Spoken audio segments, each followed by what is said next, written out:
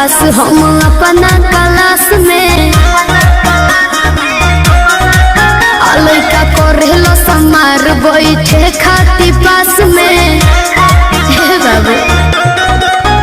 बानी सबसे झकास हम अपना क्लास में लइका करेलो समार बैठे खाती पास में सभे करेला बड़ाई हम केने केने जाई केहू कहे अमर पाली केहू लूलिया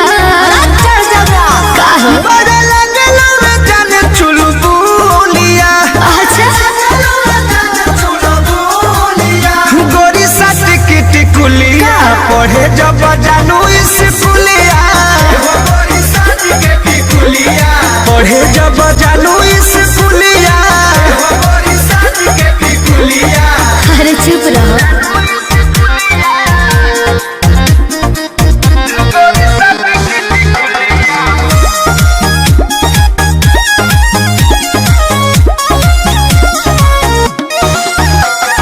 ट्यूशन में मिशन लही कन के बा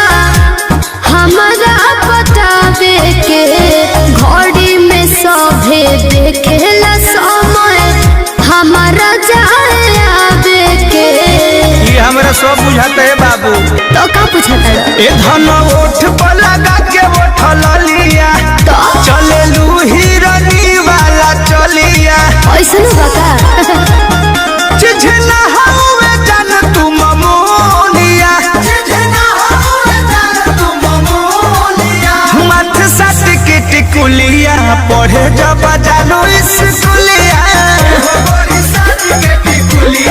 पढ़े जब जानू स्कूलिया